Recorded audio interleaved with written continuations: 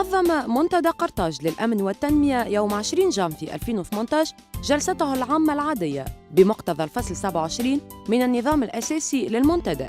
تم خلالها عقد جلسة عامة استثنائية بمبادرة من رئيس المنتدى السيد طاهر رفاعي وأعضاء المنتدى وفق ما يقتضيه الفصل 30 من النظام الأساسي. تم خلالها تقديم التقرير الأدبي من قبل الأمين العام السيد حمادي الفهري، كذلك تقديم التقرير المالي من قبل أمين المال السيد عبد السلام السيالة، سبقتها الكلمة الترحيبية للسيد طاهر رفاعي رئيس منتدى قرطاج للأمن والتنمية.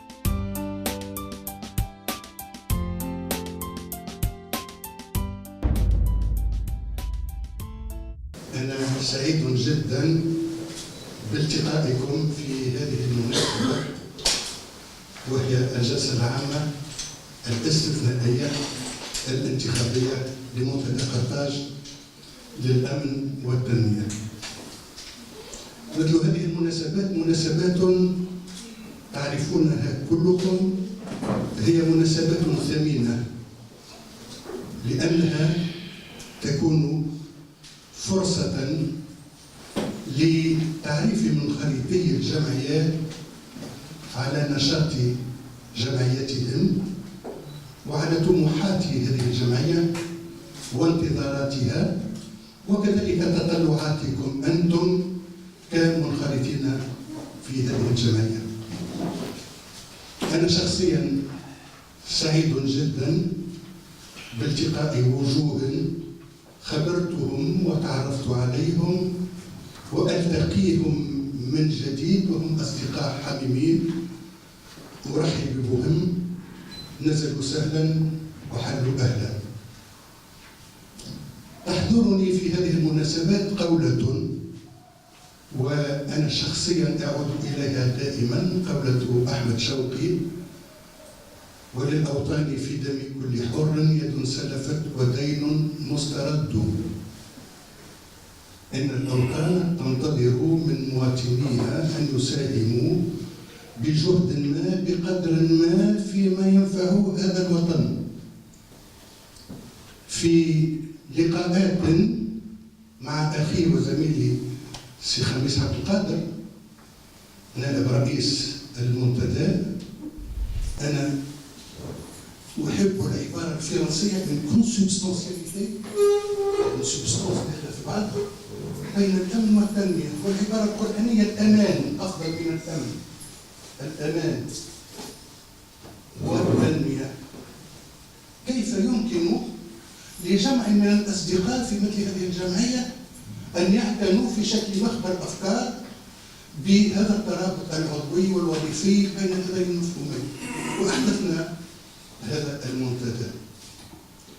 قبل أن ننفذ إلى ما قمنا به من عمل بعيدا عن العبارات المنمقة ولكن بما يلزم من أساليب معمقة، وهذا سيتولاها صديقي وأخي حمد الفهري في التقرير الأدبي للجمعية، أريد باسمكم جميعا المنخرطين وأنتم في داركم أن أرحب بمن شرفنا بالحضور في هذه القاعة من المدعوين.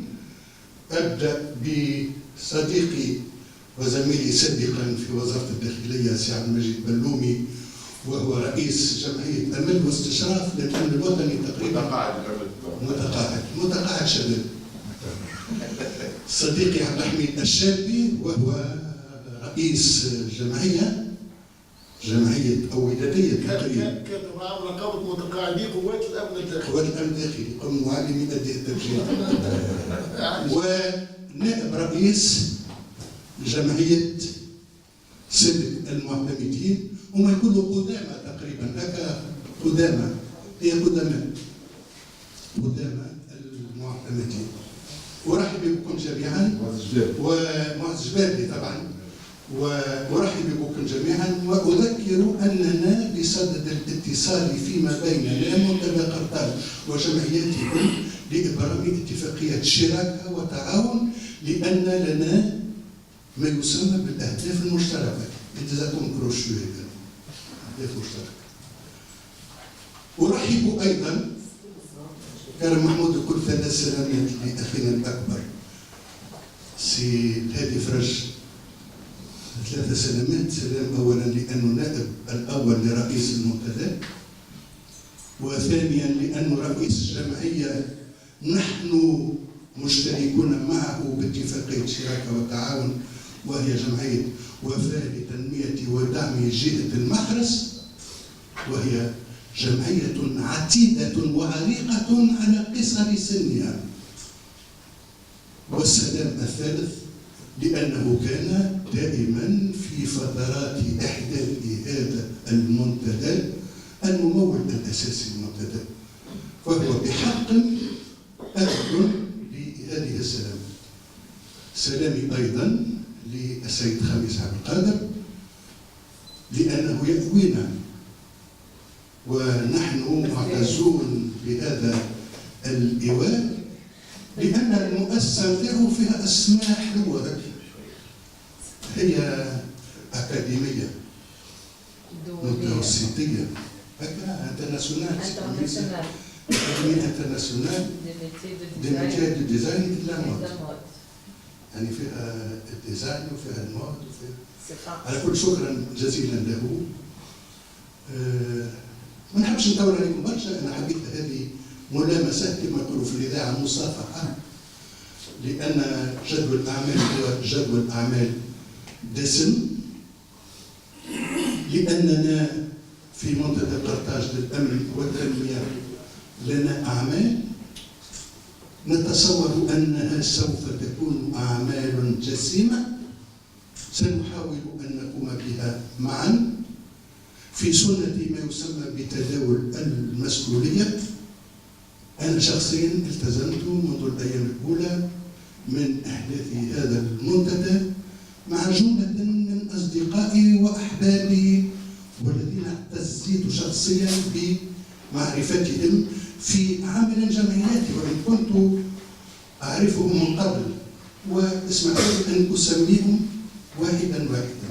خلينا نبدأ سميت سي خميس، سي هادي، مدام سيرو المحسني، السيدة الواقع، سي طارق البشراوي، أستاذنا فيما يسمى بعلم الاتصال والصحافة، ولك أيضا جهود أخرى في قطاعات مختلفة، سي حمد الفهري، أستاذنا الجزائري وأمين عام منتدى قرطاج للأمن والتنمية، أستاذي الفاضل المحامي عبد الرحمن كريم، وهو قاضي سابق ونعتز بتجربته العريضة في أكثر من مكان. السيدة الوزيرة التي شرفتنا بالالتحاق بمنتدى قرطاج الأمن والتنمية، أخونا وماسك ميزانيتنا الضعيفة ولكن المتنامية إن شاء الله، سي عبد السلام سيالة. سي ناجي عروس هرب علينا، صديقنا كان وهو كان نائب فرع منتدى قرطاج للأمن والتنمية. ولدني الواحد سي حبيب ساسي، سي حبيب ساسي ككل أمني يعتز بأمنه وبدي نشر بريكا هكا. على كل حبيب ساسي صديقي، تكبدت معه مشاق السفر في أكثر من بلد وتعلمت منه الكثير، وتداولنا أطراف الحديث ودفعنا على ملفات صعبة فيما يتعلق بأمن البلاد الخارجي. صديقي وأعتز بصداقته. هذا صفات كبيرة. صفات كبيرة دي مواقف فاضل. كان عليه شباب متجدد، وهو المكلف بالتشريفات في مكتب رئيس المنتدى. لن أطيل عليكم، مرحبا بكم الكل، شرفتونا. نتمنى وأنه يكون الاجتماع هذا اجتماع مفيد، وأنا شخصيا أتصور أنه سيكون لكل من حضر هذا اللقاء مشاركة ما، إما بملاحظة أو بسؤال أو بتعقيب أو بإثراء. ومثل ما جرت العادة في الجمعيات يجب أن نعين في مثل هذه الجلسة العامة الانتخابية رئيسا للجلسة، وبكل ديمقراطية اخترت رئيس الجلسة.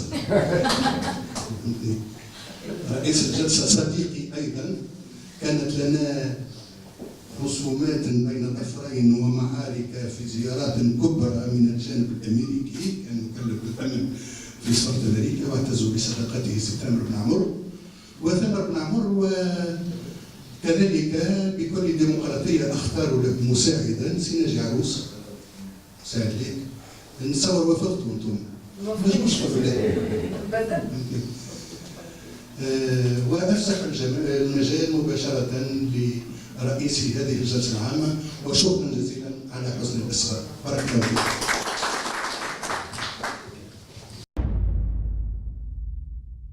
Le conseil d'administration du Forum a décidé, lors de sa réunion périodique du 28 décembre 2017, de retenir pour ce faire la date d'aujourd'hui, mardi 30 janvier 2018. Connaissance en a été portée aux adhérents au temps légal par un communiqué publié dans un quotidien de langue arabe et dans un autre de langue française. La première assemblée générale ordinaire s'est tenue le 10 février de l'année écoulée. Elle a permis de procéder à l'élection de l'actuel conseil d'administration du Forum, composé de 15 membres, pour une mandature de 3 ans, 2017-2019. La prochaine assemblée élective était censée se tenir au mois de janvier 2020. Le président du Conseil, conformément aux prérogatives qui sont les siennes, de par l'article 30 du statut, a décidé de substituer à l'Assemblée générale ordinaire une Assemblée générale extraordinaire. Cette décision s'explique notamment par l'obligation de procéder au comblement de vacances intervenues au Conseil au cours de l'exercice. L'occasion qui nous réunit aujourd'hui appelle à vous présenter parmi d'autres points institutionnels inscrits à l'ordre du jour le rapport moral de l'association. C'est un avantage réel qui m'échoit en ma qualité de secrétaire général de l'association. Chers membres, fondée le 28 juillet 2015 de la volonté d'un groupe de personnes, nous toutes, par l'amour de la patrie, par le désir manifeste de contribuer humblement en tant que composant de la société civile à un diagnostic averti de la situation et à la proposition de solutions appropriées, le Forum de Carthage pour la sécurité et le développement acquit la personnalité morale le 14 janvier 2016, dont le droit fit des dispositions du degré de loi numéro 2011-88 du 24 septembre 2011 relatif aux associations. Inscrivons son action dans le respect de l'état de droit, des valeurs de la démocratie et des droits de l'homme. Le Forum de Carthage pour la sécurité et le développement, laboratoire d'idées, s'est assigné l'ambition d'identifier les enjeux et les défis auxquels se trouve confronté le pays, et plus particulièrement dans les secteurs de la sécurité et du développement, et de proposer des approches de réponse en conformité avec les intérêts vitaux et stratégiques du pays. Le Forum de Carthage pour la sécurité et le développement s'emploie à s'ouvrir en permanence sur le quotidien de la population sur l'ensemble du territoire du pays, et là où se pourrait se trouver en nombre la communauté tunisienne à l'étranger, et ce pour en saisir des préoccupations au regard des questions de sécurité et de développement, en appréhender des aspirations et des attentes. Pour réaliser ces objectifs, le Forum de Carthage pour la sécurité et le développement a pensé utile de se doter d'une organisation à géométrie évolutive qui repose, outre le conseil d'administration, sur un conseil scientifique stratégique, un observatoire de veille et de vigilance, des représentations régionales, locales et extérieures. Les représentants de l'ensemble de ces structures se réunissent dans le cadre d'un conseil national, instance plénière de prestige. Dans le cadre de cet exercice, le Forum procède à la réalisation d'études sous diverses formes et de rapports d'observation et de veille sur les phénomènes sociétaux et autres faits dignes d'intérêt, et à l'organisation de conférences et colloques, tables rondes et ateliers ou toute autre activité civile en tenant lieu. Le Forum veille au développement d'un partenariat agissant avec des laboratoires d'idées, organisations gouvernementales et non gouvernementales et toute autre structure ou instance ressources, tant en Tunisie qu'à l'étranger. Mesdames et messieurs, une assemblée générale est toujours un moment fort dans la vie d'une association. Elle en constitue une opportunité de faire un bilan, qu'elle me soit d'ores et déjà de tenir auprès de vous une première évaluation. Elle est dans l'exercice 2017 des motifs de satisfaction. La sincérité commande toutefois de relever des motifs de désappointement. Les dirigeants du Forum de Carthage pour la sécurité et le développement, votre association, sont heureux de vous présenter ces comptes, conformément aux dispositions de l'article 29 de notre statut. Ces comptes couvrent l'année 2018. Le 27 janvier correspond à la date de clôture du précédent budget, tel que soumis à l'Assemblée générale du 10 février 2017 au 31 décembre de la même année.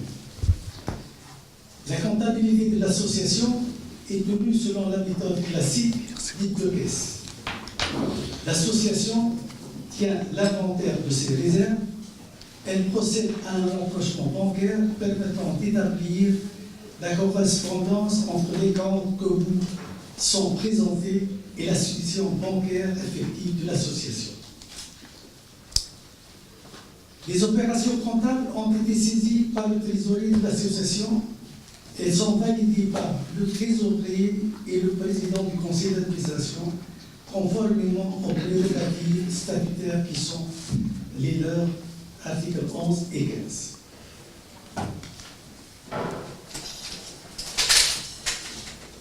Le bilan financier appelle les observations des réunions présentes. Premièrement, à la clôture des comptes, l'association a disposé en banque d'un reliquat du précédent exercice d'un montant de 4 481,057 dinars. Deuxième point, au titre de mécénat, M. Hedi Fresh, membre du Conseil, premier vice-président, a contribué aux ressources du Forum à hauteur de 15 000 dinars. Troisième point, le recouvrement d'une partie des impayés dû à la participation à la session de formation organisée par le Forum les 26 et 27 mai 2017 s'élève à 2100 dinars. Quatrième point, les rentrées provenant des adhésions se sont montées à un total de 2700 dinars.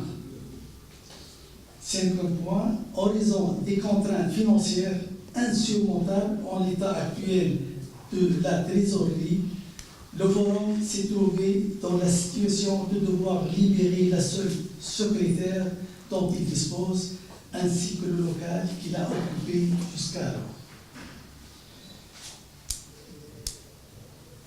Les dépenses totales de l'association à la date du 31 décembre 2017 se sont montées à 15 135,811 dinars.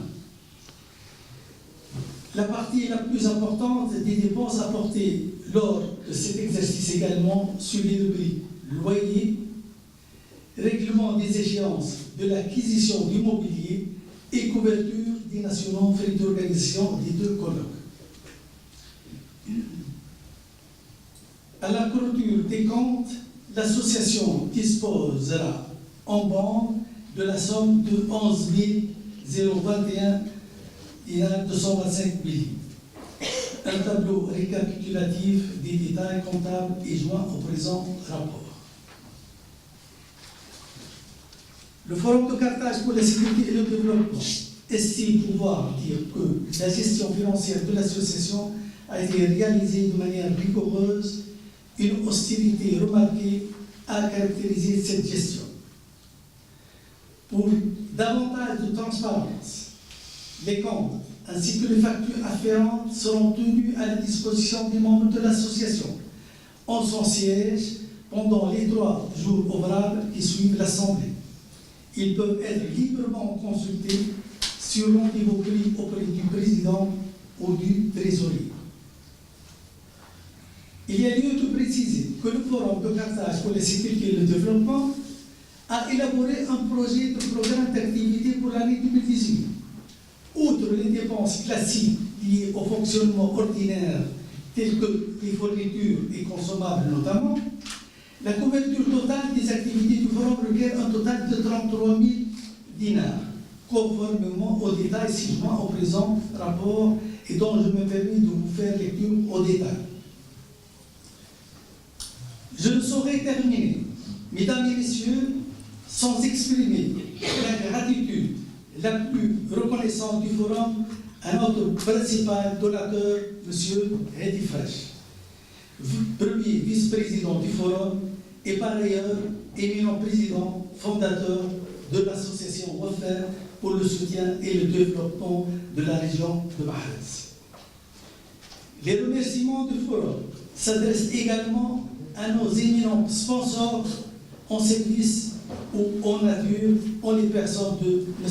Khamis Abdelkader, notre deuxième vice-président, qui, outre la couverture de certains frais d'impression, a bien voulu recevoir dans ses propres locaux professionnels l'association, à titre de siège provisoire, avec les économies qui sont suivies en frais de secrétariat et autres consommations classiques, électricité, eau, etc. Monsieur Tarak Bachram, notre chef de département de l'information et de la communication, qui a toujours consenti à assurer aux activités du forum une couverture audiovisuelle remarquée. Monsieur Neji Arous, pour sa contribution en travaux d'impression divers et à tout que nous aurions oublié pour leur amicale et généreuse contribution. Mesdames, Messieurs, chers membres, le présent rapport est soumis à votre honorable Assemblée pour examen et le cas échéant, approbation. Merci de votre attention. Permettez-moi de dire le budget provisionnel. Le budget provisionnel du Forum de Carthage pour la sécurité et le développement pour l'exercice 2018. Il se compose en trois parties, les réunions, les frais divers et le partenariat. Pour les réunions, on a 12 réunions du conseil d'administration pour un montant de 600 dinars,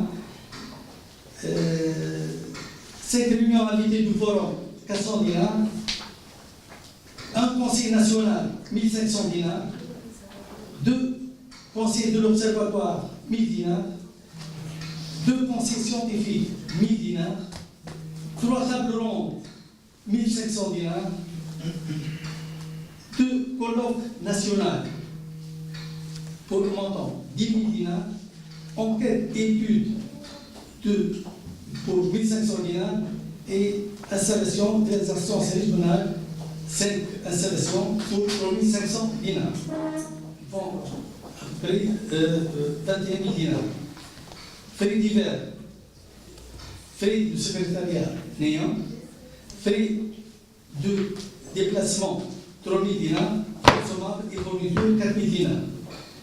Enfin, partenariat Forum Wafer Mahrez 3 000 dinars, Forum dotation 0 1000 dinars et autres partenariats 1000 dinars, qui fait un total général de 33 000 dinars. Et merci de votre attention.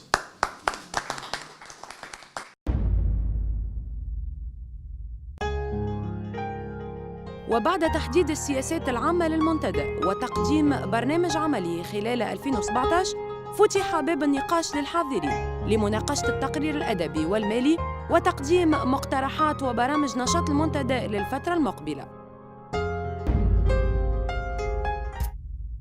حبيت نعرج على الفوروم دو كارتاج. أول ما دخلنا له احنا كنا مملوئين بالسعادة وبالحب وبالإيمان وبالعمل وبالإرادة ونحبوا نخدموا ونعملوا مجهود جبار جدا، وكان كما قال سيطار طموحاتنا كبيرة.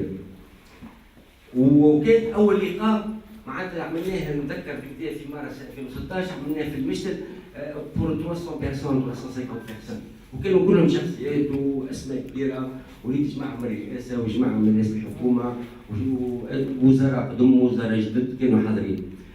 معناتها إذا كانت عندهم قراءة أو كان عندهم استعداد على أساس إنه يتصوروا ويعتقدوا إنه الفوروم دو كارتاج هذا باش يعوض حاجات، باش يسد بعض المنافذ، وكان يتصوروا إنه الأسماء اللي فيه بالحق أنا لو كان نبدا معناتها بدون مجاملة.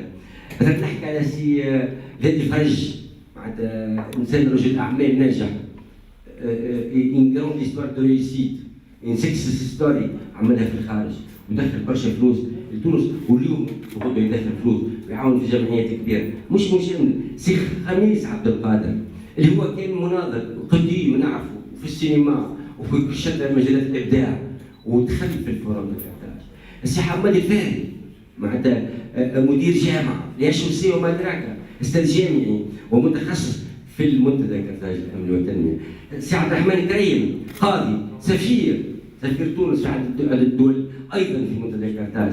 سي حبيب ساسي معناتها رجل أمني من طراز عالي، معناتها كان أيضا في منتدى قرطاج للأمن، ومحامين أخرين موجودين حولنا ومعانا، من غير ما نذكر أجمل امرأة اللي في هي هم مسميتين اثنين، سلوى التاريثي وسلوى المحسني تبارك الله عليهم، اللي معناتها مدام سلوى التاريثي معناتها مارسش اروع نشاط، امراه نشيطه جدا، نار تشعل لهيب نار في كل مكان تلقى تنشر تحت، وكانت في وزاره وكانت كتابه الدوله وكانت رئيس الاتحاد التونسي للمراه وقامت بعمل، كلهم تجارب كبيره وعند بنات مستقبل، عندها ارث وعندها رؤيه وعندها ابعاد، والابعاد هي استراتيجيه لكن سيبلي موجهه. وكنا احنا في منتدى قرطاج وانا كنت مؤمن مع سيطار اللي باش نقوم بعمل جبار. بعد هذا بدينا نتحركوا، جات صحيح احنا كنا اول هم عمل باش كنا نقوموا به هو الفوروم جون. الفوروم جون بدينا به تعرفش عملنا الامر بسيط جدا، ان خدينا اوراق وعندنا تبارك الله بنات يعملوا الكيف ووليدات، ومشاو للكمبيوتر ومشاو للجامعات ومشاو للكليات وخلوا الطلبه يسالوهم تحبش تشارك في عمل اجتماعي، عمل نتاع المجتمع المدني، عمروا لنا وثائق. معناتها عندنا قريب 1200 دوموند دو جون يحب يشارك ويساهم. الا ان المشكل كنا نعملوا به قوه كبيره، المشكل وين وقف؟ هو انه هذوك يلزمهم يوميا ترونسبور باش يجيك من فوي نتاعو ولا من المنوبه باش يجي لله، على الاقل 20 دينار ترونسبور نتاع شخص واحد. عندك باش يجيك يعدي معك نهار اوتوماتيكمون يلزم على الاقل ساندويتش نتاع 2 دينار 500 300. وقت يجيوك انت مجموعه وكان زيطار يحب لابيل 500، كنا ايضا يلزمنا قاعات، وكانوا هما مساعدين انهم يخدموا، لكن كان خدمتهم جراونا اكثر منا. احنا دخلنا في 30 ثانيه، هما دخلوا في العمل الاعدادي. في العمل الاعدادي يقعد في قهوه، يقعد لك هاو في اللاك هاو في كذا، ويجيب لك الورقه ويجيب لك الفاتوره ويجيب لك كذا، خلصني مره 70 مره 80 مره مع 3 4 مرات في الجمعه، تلقاه ولات فلوس. احنا المشكل نتاعنا العائق الوحيد الفورم اللي هو طموحاته كبيره وفضل فيه يرجع 16 يطلع البار برشا عالي، المشكل هو احنا ما نجموش نتماشاو مع الطموح اللي هو مرتبط بالمجتمع المدني، اللي مرتبط بتونس ومستقبل تونس، خيارات تونس، خيارات البلاد، كانت في سنوات صعبه جدا، واللي قدرنا اصعب. ايش احنا قررنا في نطاق الاعلام انطلاقا من ان شاء الله في الفتره القادمه الى جانب كما اشار سي حماد الفاري الى المجله، احنا نعطوكم باش نصير ان راديو ويب. هذه النقطه بدات عندي شكون عنده الامكانيات، عنده اللوجيسيال، ما فيش شيء سي با تريمون كومبليكي، نعملوا ان راديو ويب تحكي ليل نهار على انشطه واصدقاء لفورم دو قرطاج. السيد رئيس مجلس إدارة منتدى قرطاج للأمن والتنمية، وبالطبع تاريخ تونس في 23 جانفي 2018. الموضوع اقتراح يخص البند 8 من جدول أعمال الجلسة العامة للمنتدى. تحية طيبة وبعد.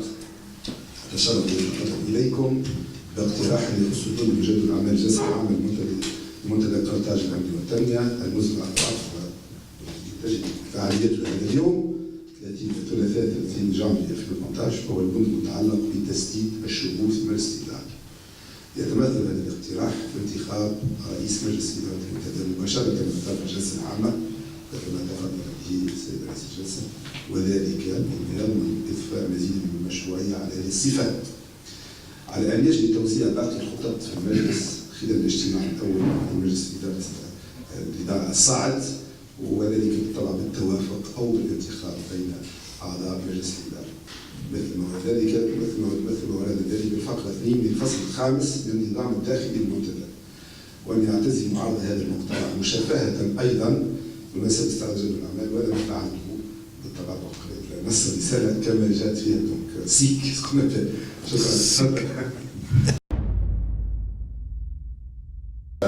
نشكر هيئة منتدى قرطاج للأمن والتنمية وعلى رأسها سي طاهر اللي هو في الحقيقة خدم معنا قبل في وزارة الداخلية نعرفوه اللي هو من الكفاءات اللي نادرة في الحقيقة في الوزارة، وبحول الله باش نكونوا شركاء في المستقبل مع الهيئة الجديدة، لأنه نحن في الجمعية من ضمن الأهداف بتاعنا كمل أعطيهم الكلمة نخدموا على الكوتي بتاع الاستشراف بتاع الشأن الأمني، لأنه الشأن الأمني هو شأن عام، وراو واضح معناها الاسم بتاع المنتدى يعني أمن، مش أمن تنمية بدون أمن، دونك معناها بي اسونسيال، وإن شاء الله ربي يوفقنا في الناس الكل، لأنه البلاد هذه نعيشوا الناس الكل تحت سقفها، وراو ما ثماش واحد معناها في معزل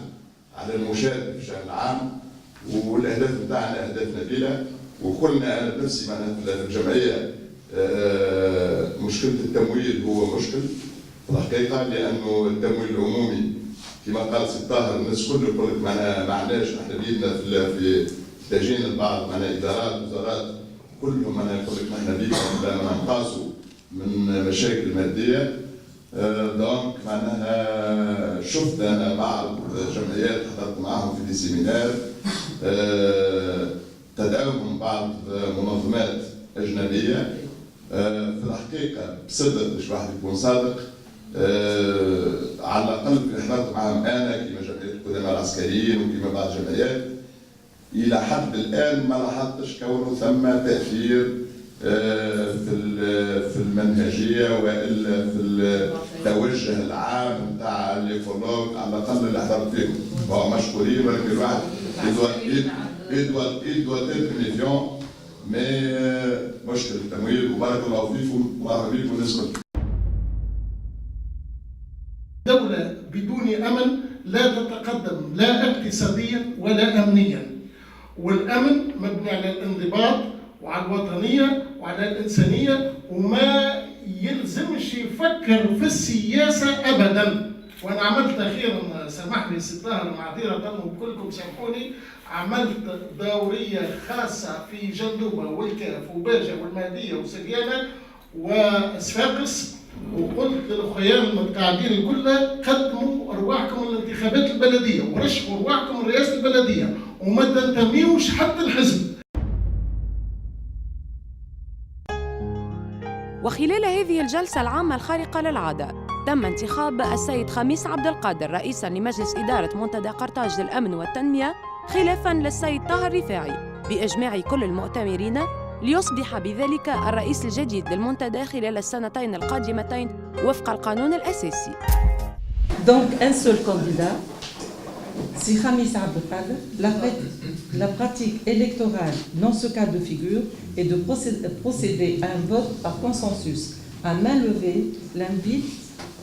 j'invite votre assemblée à voter. Donc à main levée.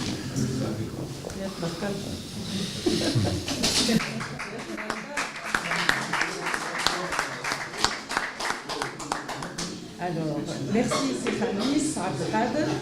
Donc, Sir Khamis Abdel Qader est le nouveau président du Forum de Carthage pour la sécurité et le développement. L'innovation, c'est qu'on va créer des actions. Je suis un homme d'affaires, je suis un macro-développeur de projets. D'ailleurs, l'académie GAFID, c'est-à-dire le groupement académique de formation, d'innovation et de développement, chef à cette tâche, c'est un travail qui a été fait de zéro. Et puis voilà, nous avons constitué une équipe et lancé cette académie qui maintenant commence à bouger sur pas seulement les métiers de la mode, mais de la formation continue. ولهذا معناتها احنا يعني بقدرة ربي on va essayer de trouver des actions innovantes يعني sur le plan économique, sur le plan culturel pour enrichir la caisse نتاع الفورم. et bien sûr il y a rien sans argent. الماء وقوام الأعمال. وبالطبيعة معناتها هذه مناسبة زاد أنا باش نعاود شكري ونجدد لسي الهادي فرج اللي دعم المنتدى وقاعد يدعم فيه بطريقة خاصة جدا. يعني حقيقة تقول اللي من المجتمع المدني يعني يحتاج الوطنيين مثل سي الهادي باش يكمل المسيرة نتاعو في المساهمة في التنمية الشاملة للبلاد. بالطبيعة باش نعملوا des actions culturelles, باش نعملوا des événements, on va organiser des cercles, des débats. وون فا اسيي سي فري سي طاهر قال احنا مخبر نتاع افكار نتاع نخبه، لكن زاد النخبه ما نجموا نلقاو ندخلوا شويه للمجتمع من خلال المرصد نتاعنا، ويكون عندنا حضور اشمل. ماذا بينا المره الجايه حسيلوا انا نقول كلمتين ان شاء الله كل واحد سي سون اكسيون كي با بارلي دو لوي. الموعد نتاعنا في الجلسه العامه القادمه، وبالطبيعه كل انسان يحاسب على اعماله وعلى ما يقدمه من اضافه. وسيطار خلانا هيكله اداريه منظمه، وانا جو بونس معناتها جو في ميتر مون اكسبيريونس دون دافير بور ديفلوبي لو فورم بلوس سور لو ديفلوبمون كو سور لا سيكوريتي. خاطر سيطار والاصدقاء اللي معنا من الامنيين سي حبيب وغيرهم معناتها موجودين بكفاءه عاليه في الامور هذه. وانا جو فو ريميرسي على الثقه نتاعكم الكل. نشكر ساعه اعضاء مجلس الاداره، نشكر الضيوف، نشكر معناتها كل من اعطاني ثقته، وراهو ما كنتش نخم فيها بالكل. سي الهادي طلبني مرتين وحقيقه قال لي هذا مولودنا جميعا. سي طاهر قرر لي ظروف خاصه معناتها باش يرتاح شويه، لكن يبقى ديما يعني هو الشخص المهم والحاضر في الفورم يعني، وعنده مساهمات مستقبليه هامه جدا معنا. لهذا قبلت مش الجمعيه هذه ما تواصل النشاط نتاعها.